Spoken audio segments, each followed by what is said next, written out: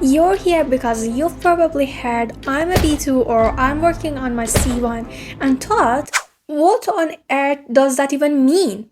It's CEFR level, and it is a game changer if you're learning a language. And the real question is, do you know your CEFR level? Stick with me, and by the end of this video, you'll not only know what those mysterious letters and numbers means, but you'll also understand how to figure out your own level and why it actually matters more than you think. The importance of knowing your CEFR level. Let's start with the basic. CEFR stands for the Common European Framework of Reference for Languages. Fancy name, right? But what it really is a guide, a roadmap to your language learning journey. Think of it like a GPS for figuring out where you are right now and what's your next step. But let me ask you something. When you study English or any other language, do you ever feel like you're floating aimlessly? Like you're learning words, practicing grammar, maybe watching YouTube videos, like this fun. But you're not really sure if you're improving. If yes, then CFR is your compass. It tells you exactly where you stand and what skills you need to work on. The levels. What they means. Okay, let's break it down. There are 6 levels: A1, A2, B1, B2, C1, and C2. Don't worry, I'll explain this in a way that actually makes sense. A1, the beginner. This is where you know how to say hi, how are you, and maybe order a coffee, but the moment someone responds with anything beyond I'm fine, you're like, wait, slow down. A2, the elementary speaker. At this level, you're the person who can handle simple conversations. Things like introducing yourself, asking for directions, or maybe telling someone what you like to eat. But don't expect to dive into philosophical debates just yet.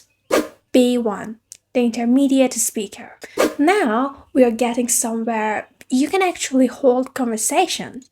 At B1, you can talk about your day, share your opinion, and maybe even survive a trip abroad without using Google Translate every 5 minutes. B2, the upper intermediate speaker. This is where things get exciting. At B2, you're confident enough to watch movies without subtitles, well, most of the time, and join conversations on more complex topics like current events or culture. C1, the advanced speaker. C1, this is where people start asking, wait, are you a native speaker?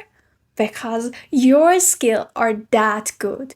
You can use the language in professional settings, study in an English speaking country, and even argue your point in a debate. C2, the master. Finally, we have C2, the holy grail. This is near native fluency and you can understand pretty much anything.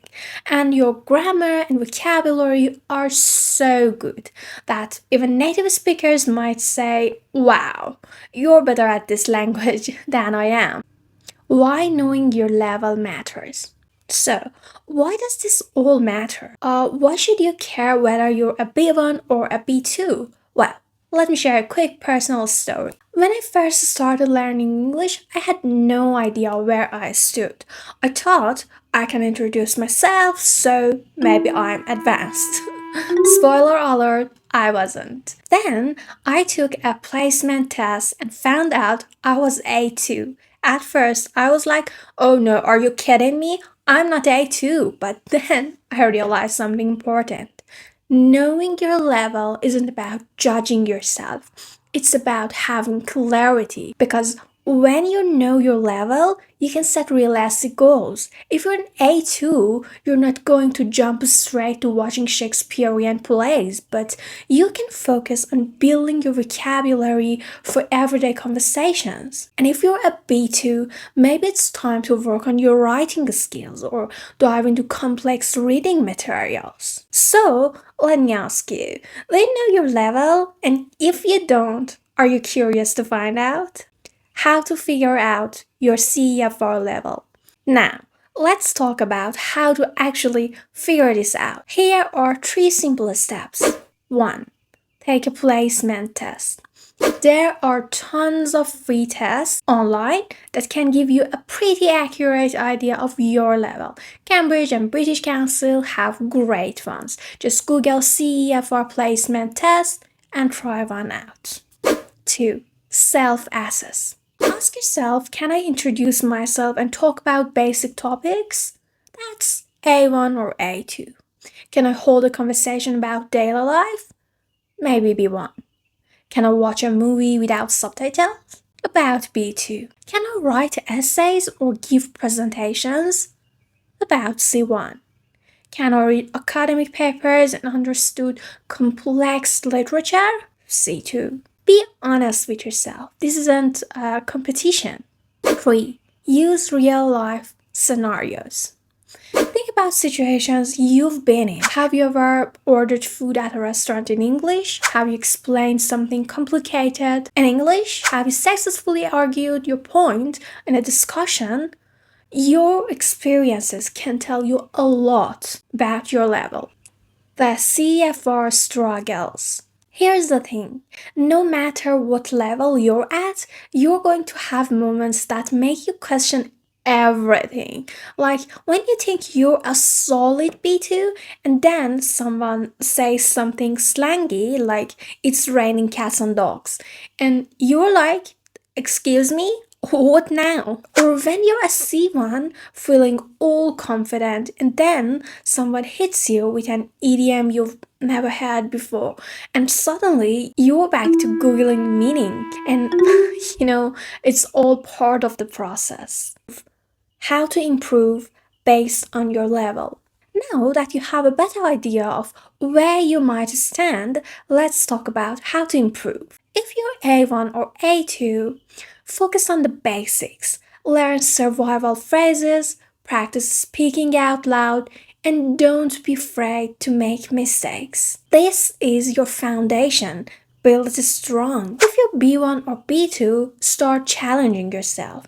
Watch TV shows in English. Listen to podcasts and try writing short paragraphs. The key here is to immerse yourself as much as possible. If you're C1 or C2, at this point, it's all about polishing your skills. Read books, watch debates, and try to use the language in professional and creative ways. And remember, there's always more to learn, even at the highest level. When I was working on my way through the levels, I used to feel like I wasn't improving fast enough.